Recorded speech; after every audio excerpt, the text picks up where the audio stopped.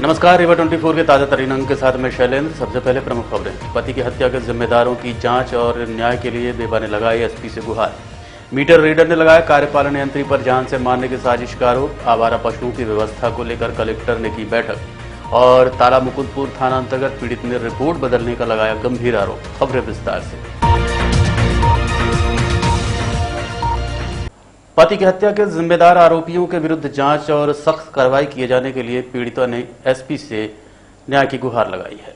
शास्त्री नगर मैया की रहने वाली अनीता चौबे ने बताया कि उसके पति के दोस्तों ने ही उसे आत्महत्या के लिए मजबूर किया था। उसने कहा कि नशे और जुए की लत के कारण 8 से 10 लाख रुपए उसके चले गए। 28 जून की शाम 7:30 बजे के आसपास उसके पति घर आए और कहा कि मेरे दोस्तों ने मुझे मारा है और मेरे पैसे छीन लिए हैं, अब मैं आत्महत्या कर लूंगा। अनीता ने बताया कि उनके पति ने आत्महत्या के पहले एक पत्र लिखा था जिसमें उन्होंने उन लोगों के नाम लिखे हैं जिन्होंने उन्हें शराब में कुछ मिलाकर पिलाया और जुआ खिलाकर सब कुछ अपने नाम कर लिया। और इसकी जानकारी उन्होंने पुलिस को भी दी, लेकिन आज तक कोई कार्रवाई नहीं हुई। सिर्फ आश्वासन मिलता है कि जांच होगी। अब सवाल ये उठता है कि जब मृतक का सुसाइड नोट पुलिस के पास उपलब्ध है तो अभी तक जानकारी क्यों इकट्ठी नहीं की गई? कहीं इसके पीछे कोई बड़ी साजिश या लेन देन तो नहीं है? पीड़िता ने मार्मिक अपील करते हुए कहा कि इस तरह की लत किसी को न लगे, क्योंकि वो तो इस दुनिया से चला जाता है, भुगतना उसके परिवार और बच्चों को पड़ता है। इस संबंध में पीड़िता ने हमें बताया। घटना हो गई, हमारे पति सुसाइड किए हैं, जिसमें से उसमें सुसाइड नोट लिखा है और मैं एसपी में भी आवेदन कर दे दी हूँ। जहाँ अभी तक तो कोई थाने में भी कोई वो नहीं हुआ, बस मुंह से बोल देते हैं कि हाँ ये हुआ है, ये हुआ है, बाकी और हमको कोई रिपोर्ट नहीं मिल रही। किस वजह से उन्होंने आत्महत्या की है? उन्होंने जुआ सट्टा खेलते थे सारे दोस्त यार, जिसमें से वो लोग इनको बहुत परेशान किया करते थे। 8 से 10 लाख रुपए हारे थे और कुछ उन लोग कर्जा लिए थे। हमारे आदमी को नशा की दवाई शराब में मिला के, नशा की गोली मिला के खिलाया करते थे, उनको पिलाते थे, जिस वजह से उस इतवार के दिन वो घर में आए, उनको मारे पीटे खूब। और वो बोले कि आज हमको हमारे दोस्त लोग हमको मारे हैं। तो हम पूछे काहे की वजह से, तो बोले हम हार गए थे, पैसा हम नहीं खेल रहे थे, मतलब वहाँ ज़बरदस्ती खिलवा रहे थे तो हम नहीं खेले, इस वजह से हमको मारे। और बोले कि अगर तू घर में बताएगा तो तेरे बीवी बच्चों को सबको उठवा ले जाएंगे। हम लोग का यही काम है, हम लोग यही काम जनमत नाम के होटल में ये सब जुआ खिलवाते हैं और वही ये सब करवाते हैं। सुसाइड नोट में किनका नाम लिखे गए? सुसाइड नोट में उसमें लिखा है, कुछ लोगों का याद है, कुछ लोग उसमें बहुत सारे लोग हैं। इसकी शिकायत पुलिस से की तो क्या बोली पुलिस? पुलिस बोल रहे होंगे जांच होगी, लेकिन अभी 2-3 महीने हो गए। 28 जून की घटना है, शाम 7:30 बजे, जिससे वजह से हम लोग घर में नहीं थे। और मेरा 10 साल का बेटा है और एक 12 साल की बेटी है। मेरे ससुर भी खत्म हो गए, मेरी सास भी मेरे जैसे हो गई है। अब क्या चाहती हैं? मैं ये चाहती हूँ कि उनको सजा हो, प्लस जो चीज़ मेरा लिए हैं वो हमको वापस कर दें। एसपी साहब से और दोबारा कोई, हम सबसे यही निवेदन करते हैं कि इस दलदल में कभी कोई न घुसे जिससे किसी का घर बर्बाद हो जाए। एसपी साहब से। मीटर रीडर ने फिर लगाया कार्यपालन यंत्री पर प्राणघातक हमले का आरोप। मीटर रीडर रोहित मिश्रा ने बिजली विभाग में कार्यरत यंत्री नरेंद्र मिश्रा पर गंभीर आरोप लगाए हैं। कुछ दिनों पहले 30 अगस्त को भी उन्होंने मारपीट की शिकायत दर्ज कराई थी, जिस पर अभी तक कोई कार्रवाई नहीं की गई है। उनका कहना है कि कल जब वो पहाड़िया से घर की ओर लौट रहे थे तो रास्ते में नरेंद्र मिश्रा और उसके साथियों ने उनका मोबाइल छीना, क्योंकि उस मोबाइल में नरेंद्र मिश्रा का घूस लेने का वीडियो रिकॉर्ड है। अब सवाल ये उठता है कि रोहित के पास जब ये वीडियो था तो उन्होंने पुलिस और मीडिया को क्यों नहीं सौंपा? वहीं बात करें पुलिस प्रशासन की तो इतने गंभीर मामले को इतने दिनों तक लटकाए रखना अपराध को बढ़ावा देने के अलावा कुछ नजर नहीं आता, क्योंकि अगर मामला इतना गंभीर था तो पुलिस को तुरंत जांच करनी चाहिए थी। रोहित मिश्रा ने कहा कि नरेंद्र मिश्रा ने अपने साथियों को जान से मारने को कहा। अगर सचमुच कोई बड़ी दुर्घटना हो जाती तो इसका जिम्मेदार कौन होता? एसपी को ज्ञापन देने आए रोहित मिश्रा ने हमारे कैमरे पर बताया। एमपीवी में कार्यपालन यंत्री जो नरेंद्र मिश्रा हैं, उनके खिलाफ मैं 30 तारीख को आवेदन दिया था। वो जानलेवा हमला मेरे ऊपर करवाए थे। उनका एक वीडियो सर पैसा देने का जो मेरे पास था वो मेरे मोबाइल में था। कल शाम को सर मैं 8:30 बजे अपने पहाड़िया सब स्टेशन में ऑपरेटर हूँ, वहाँ से चला मैं और नीम चौराहा से जो बोदाबाग से रेलवे स्टेशन रोड निकलती है उसके आगे जैसे लगभग 9 साढ़े 9 बजे के लगभग वहाँ पहुँचा, तो वहाँ पे 2 आदमी पहले खड़े थे, वो लोग मुझे रुकवाए और इसके बाद तुरंत 1 मिनट बाद दो लोग एक बाइक में फिर से आ गए और वो लोग डंडा लिए थे और डंडे से मेरे यहाँ पूरे पीठ में मारे हैं, पूरे शरीर में। इसके बाद तुरंत उसके 1 मिनट बाद एक गाड़ी और आई जिसमें पीछे नरेंद्र मिश्रा बैठे थे, सिर मुड़वाए थे और एक आदमी गाड़ी चला रहा था। नरेंद्र मिश्रा मुझसे बोले कि अपना फ़ोन दो तो छोड़ दूँगा। तो मैं मोबाइल जैसे ही अपना दिया तो मेरा फ़ोन लेके अपने जेब में डाले और फिर अपने साथियों से बोले कि जल्दी ख़त्म करो साले को और चलो। तो वो आदमी मेरे यहाँ चाकू मतलब वैसे मारा, तो मैं मतलब सर ऐसे हाथ अपना उठा लिया तो मेरे यहाँ पर पूरा चाकू लगा है, कान में मेरे लगा हुआ है। नरेंद्र मिश्रा से क्या विवाद था आपका? नरेंद्र मिश्रा मुझसे घूस के रूप में पैसा लिए थे 20,000 रुपये मीटर रीडर के लिए रखने के लिए, और फिर 30,000 रुपये की और मांग कर रहे थे, जिसकी शिकायत मैं कलेक्टर साहब को, एसपी साहब को, आप लोग के माध्यम से, लगातार मीडिया के माध्यम से उनका वीडियो ऑडियो सब कुछ मैं वायरल किया था। और मेन उनको पैसा देने का वीडियो मेरे मोबाइल में था, जिसके चलते सहायक अभियंता भूपेश विक्रम सिंह साहब हैं, वो हमारा वीडियो देखे थे और वो बोल रहे थे कि ये सब मत करो, तुम शिकायत मत करो, तुम्हारा पैसा वापस हो जाएगा, तुम्हारी नौकरी भी मिल जाएगी जहाँ पे तुम कर रहे थे। पहले भी आप मीटर रीडर थे? और जी सर, मैं 2015 से मीटर रीडर हूँ। फिर बीच में और कैसे मई में दिए? जैसे ही नरेंद्र मिश्रा आए तो ये मुझे निकाल दिए। यहाँ तक कि मुझे बस नहीं, ये पूरे ये लोकायुक्त में ट्रैप थे और मतलब ये जेल में भी बंद थे, इनका केस भी चल रहा है और मई माह में आए हैं तो बस लूटा घुसूट हर किसी से बस तो पैसे की मांग करते हैं। उसी कारण मुझे भी ये मेरे साथ ऐसा किया। घटना को लेकर हमने कार्यपालन यंत्री नरेंद्र मिश्रा से बात की तो उनका कहना है कि इस घटना से उन्हें कोई लेना देना नहीं है। अगर उनके पास ऐसी कोई साक्ष्य है तो वो प्रस्तुत करें। आरोप लगाना हर किसी के बस की बात है, हर कोई इसके लिए स्वतंत्र है। आरोप लगाने से यह सिद्ध नहीं हो जाता कि मैंने कोई अपराध किया है। उनका कहना है उक्त मीटर रीडर की कई शिकायतें सामने आई थी जिस पर कंपनी ने उन्हें निकाला है। कंपनी को ठेका मिला है, वही मीटर रीडर रखती है और निकालती है। उनका इस घटना से कोई संबंध नहीं है। बातें वो निराधार हैं। मेरे क्षेत्र अंतर्गत हमने एक तो तुलसियान ग्रुप ऑफ कंपनीज को कॉन्ट्रैक्ट दिया है मीटर रीडिंग का। वो मीटर रीडर उसमें रखते हैं, अगर उसमें हम लोग क्रॉस वॉच रखते हैं, अगर किसी मीटर रीडर द्वारा कोई गलती की जाती है उनको पहले इंडिकेशन देके बाद में उनको तुलसियान कंपनी को बताया जाता है कि मीटर रीडर आपका सही कार्य नहीं कर रहा, आप इस पर सुधार कार्य करें। अब मेरे अंडर में वर्तमान में 70-78 मीटर रीडर कार्य कर रहे हैं, जिसमें से करीब 76 मीटर रीडर कार्य अच्छा कर रहे हैं या कर रहे हैं। ऐसी तो कोई शिकायतें मेरे पास आएंगी, उनकी कोई व्यक्तिगत परेशानी होगी उसके बारे में मैं स्पष्ट नहीं कर सकता। सही, इन्होंने एक बार ये भी आरोप लगाया था कि आपके द्वारा पैसों की मांग की जा रही है और हमको नौकरी से निकाल दिया गया है और पुनः रखने के लिए पैसे मांग रही है। नहीं, ये सब तो निराधार हैं। उनके द्वारा जो भी ये मीडिया में या अपने सोशल ग्रुप्स में ये बताया जा रहा, तो अगर उनके पास है तो उसको प्रमाणित करें। बाकी ऐसा कहीं कुछ नहीं है, ना ही इस कार्यालय में ऐसा कोई कार्य प्रस्तुत किया जाता है। आज ये पुलिस अधीक्षक कार्यालय पहुंचे थे, इनका कहना था कि बीती रात आपके कुछ आदमियों ने उन पर हमला किया जहां आपको भी देखा गया था, ऐसा इनका आरोप था।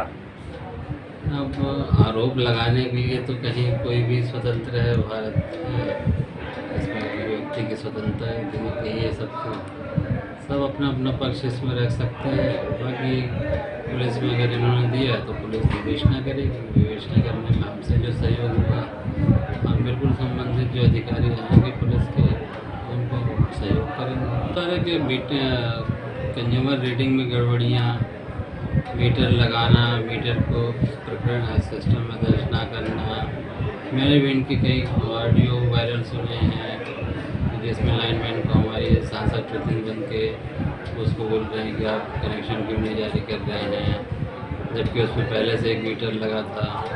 इस तरीके के इनके कृत्य हैं। तो जब कंपनी को डायरेक्टली नुकसान कर रहे हैं, कंपनी के राजस्व को क्षति पहुँचा रहे हैं, तो यहाँ पे कंपनी द्वारा मेरे को बैठाया गया है, इसी कार्य के लिए बैठाया गया। मैं कंपनी के जो राजस्व है उसकी पुलिस थाने में रिपोर्ट बदलने का मामला प्रकाश में आया है, जिसको लेकर पीड़ित ने एसपी रीवा से कार्रवाई किए जाने की मांग की है।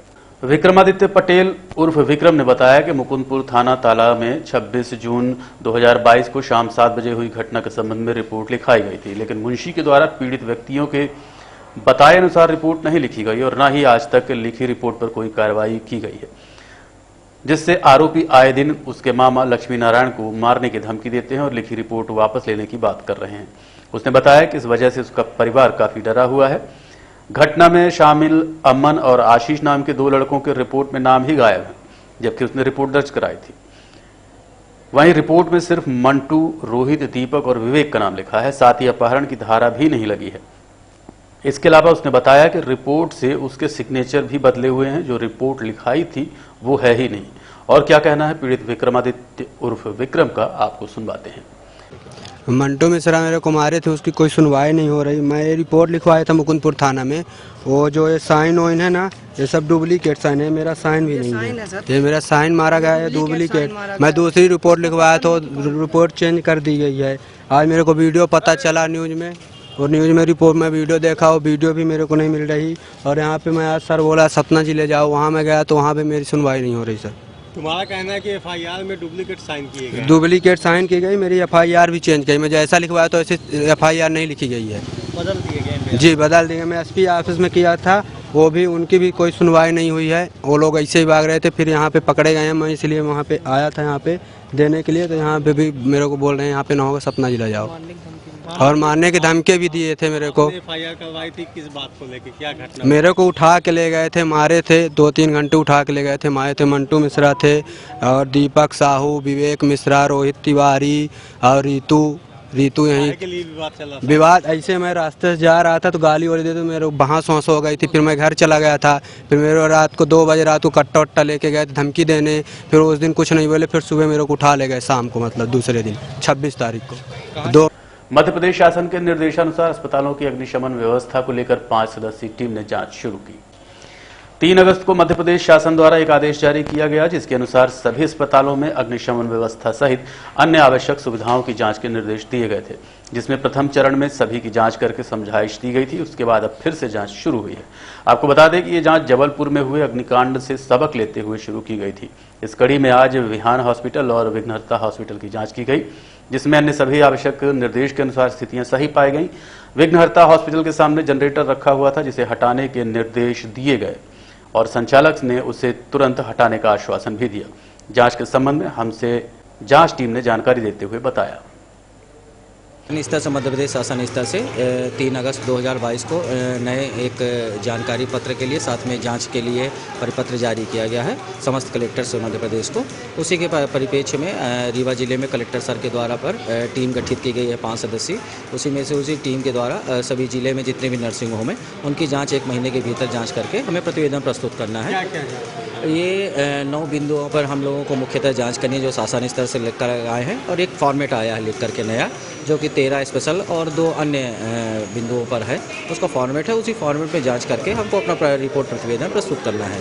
सर, जबलपुर अग्निकांड के बाद आप लोगों ने जाँच शुरू की थी, 1 महीने रीवा जिले के लगभग सभी हॉस्पिटलों की जाँच की गई, क्या रिजल्ट आया? हम लोगों ने अग्निकांड के पश्चात शासन स्तर से जो निर्देश प्राप्त हुए थे और कलेक्टर सर के माध्यम से जो दिशा निर्देश प्राप्त हुए थे, उसी के ऊपर हम लोगों ने यहाँ पर जांच की थी। सभी को जिनकी जो कमियां प्राप्त की गई मिली थी हम लोगों को मौके से, उनको उसके संबंध में नोटिस जारी की गई थी, और साथ में हॉस्पिटल्स को भी चेतावनी जारी की गई थी कि जो भी कमियाँ मिलेंगी उसके अनुसार उस पर अग्रिम कार्यवाही की जाएगी।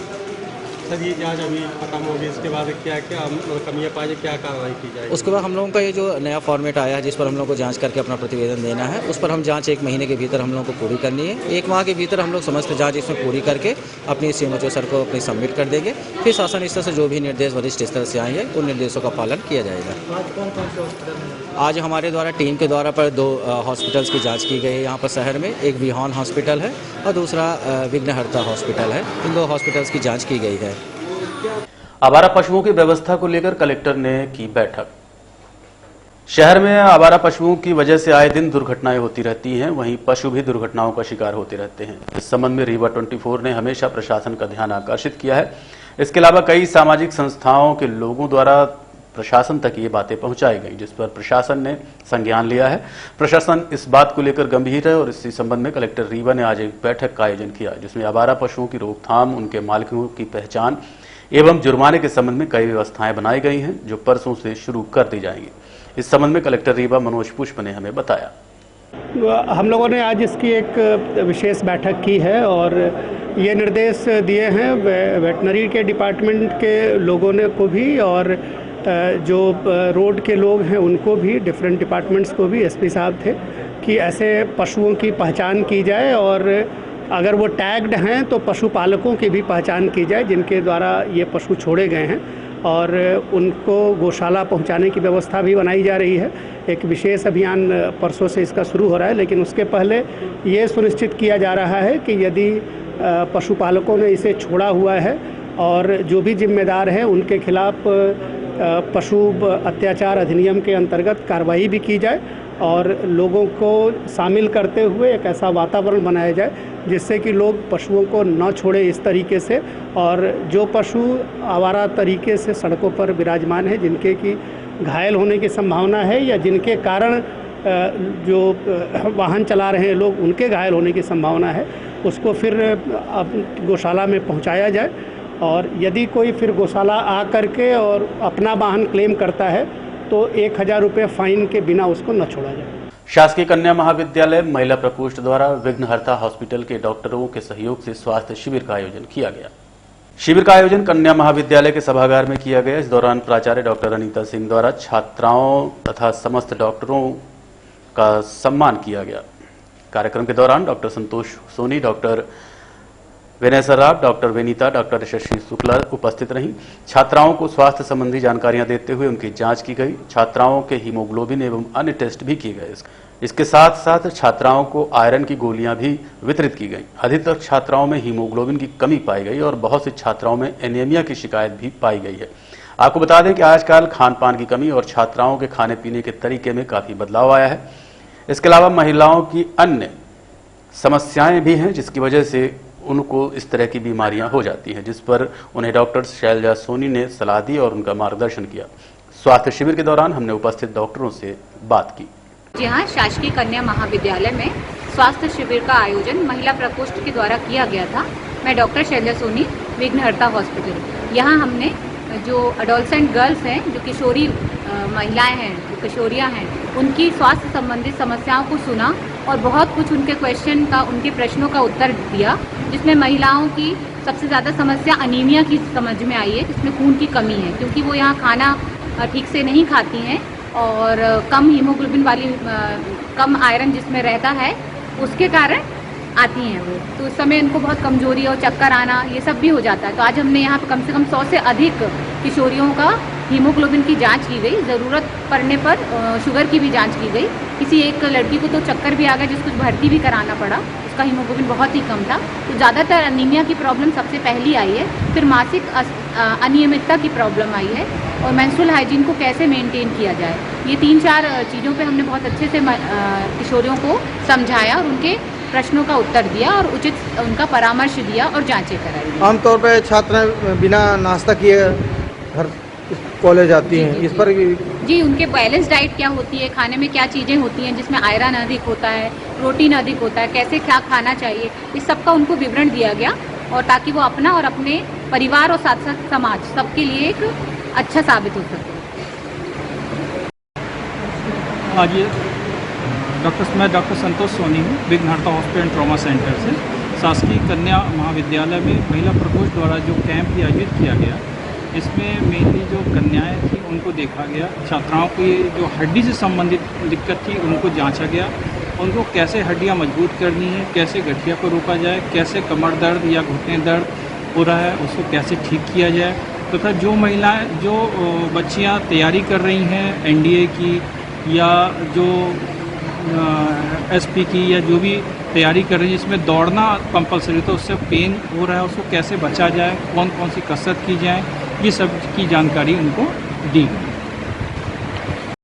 शासकीय कन्या महाविद्यालय रीवा में डेंटल कैंप और स्वास्थ्य शिविर का आयोजन किया गया, जिसमें हम डॉक्टर शैलजा सोनी, डॉक्टर शुदा सोनी, डॉक्टर आशीष सोनी और मैं डॉक्टर विनेशा, हमारे द्वारा स्वास्थ्य सेवा का आयोजन किया गया। इसमें बच्चों की जो दांतों में परेशानी है, मैंने उनका चेकअप किया। मैंने तकरीबन 200 बच्चों का और शिक्षकों का दांत का चेकअप किया। मैं कहना चाहती हूँ कि दांत का चेकअप, दांत का इलाज आज के डेट में बहुत ज़्यादा ज़रूरी है, क्योंकि दांत की समस्याएं बहुत कॉमन हो चुकी हैं।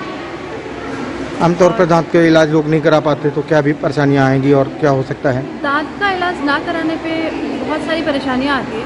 जब वो विकराल रूप ले लेती है तो किसी लोगों को कैंसर भी हो जाता है, क्योंकि दांत के अंदर जब इन्फेक्शन होता है तो वो बहुत धीरे से बढ़ता है और कभी कभी बहुत विकराल रूप ले लेता है। कब कराना चाहिए दांतों का इलाज समय रहते करा लेना चाहिए, वरना कैंसर का भी रूप वो ले सकता है।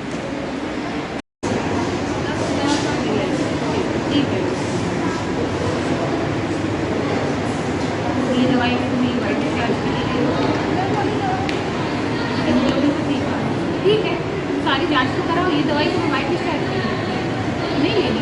विप्र सेवा संघ ने 340 व्यक्तियों का टीकाकरण करवाया।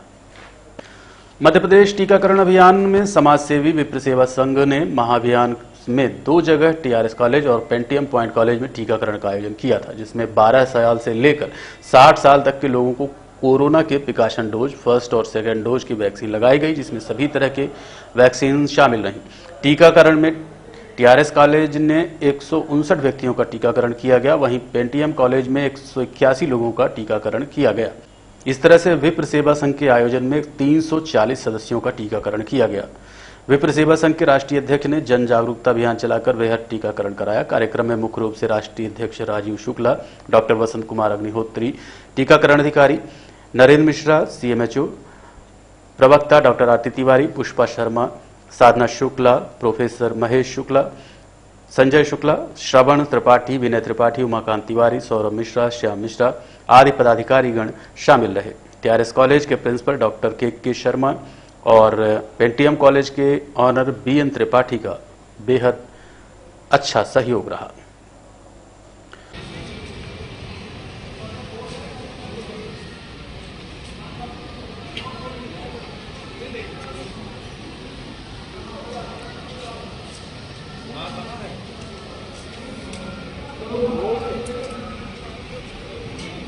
देखते रहिए रीवा 24 न्यूज। मिलते हैं इस छोटे से ब्रेक के बाद। हड्डी जोड़ एवं रीढ़ रोग तथा स्त्री रोग एवं प्रसूति रोग का इलाज एक ही छत के नीचे। विघ्नहर्ता hospital and trauma centre, hotel landmark के पास, रतहरा, रीवा। डॉक्टर संतोष सोनी, पूर्व चिकित्सक, बॉम्बे हॉस्पिटल, मुंबई।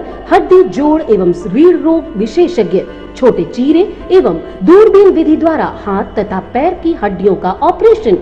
गठियाबात, जटिल एवं बिगड़े हुए फ्रैक्चर का बेहतर इलाज करते हैं डॉक्टर संतोष सोनी।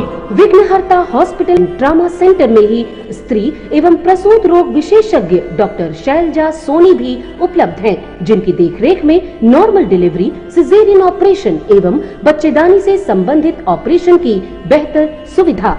संतानहीन दंपत्ति तत्काल संपर्क करें। विघ्नहर्ता hospital and trauma centre, hotel landmark के पास, रतहरा, रीवा। सुविधाजनक एवं सफल इलाज हेतु आज ही संपर्क करें। विघ्नहर्ता hospital and trauma centre, hotel landmark के पास, रतहरा, रीवा। मोबाइल नंबर 7828781983 अथवा 8462956774 पर। हिंदी भाषा के अवसर पर शासकीय कन्या महाविद्यालय रीवा में 1 दिवसीय कार्यक्रम का आयोजन किया गया। आज पूरे देश में राष्ट्रीय हिंदी दिवस मनाया जा रहा है। 14 अगस्त 1949 को राजभाषा के रूप में हिंदी को चुना गया था। वहीं 14 सितंबर 1953 से हिंदी दिवस मनाया जाने लगा। तब से लेकर अब तक हर साल हिंदी दिवस मनाया जाता है।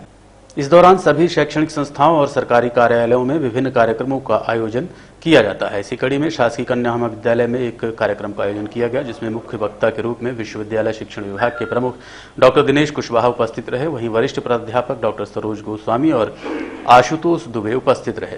डॉक्टर सरोज गोस्वामी ने कहा कि महात्मा गांधी, सुभाष चंद्र बोस, रविंद्रनाथ टैगोर, सरदार वल्लभ भाई पटेल जैसे लोग हिंदी भाषी नहीं थे, लेकिन स्वतंत्रता आंदोलन में भाग लेने के लिए उन्होंने हिंदी को चुना। कार्यक्रम को लेकर प्राध्यापक आशुतोष कुमार द्विवेदी से हमने बात की। सर, ये आज कार्यक्रम मनाया जा रहा है, क्या कार्यक्रम मनाया जा रहा है? 14 सितंबर क्योंकि आप जानते हैं राष्ट्रीय हिंदी दिवस मनाया जाता है। 14 अगस्त 1949 को राजभाषा हिंदी बना दी गई थी। इसके पहले हमारे कामकाज की भाषा अंग्रेजी हुआ करती थी। इसी उपलक्ष्य में सन 1953 से ये परंपरा रही है कि 14 सितंबर को हिंदी दिवस मनाया जाएगा। तो उसी क्रम में आज हिंदी विभाग शासकीय कन्या महाविद्यालय रीवा में भी हिंदी दिवस का आयोजन हो रहा है, जिसके मुख्य वक्ता अवधेश प्रताप सिंह विश्वविद्यालय रीवा के हिंदी विभाग के विभागाध्यक्ष डॉक्टर दिनेश कुशवाहा जी हैं।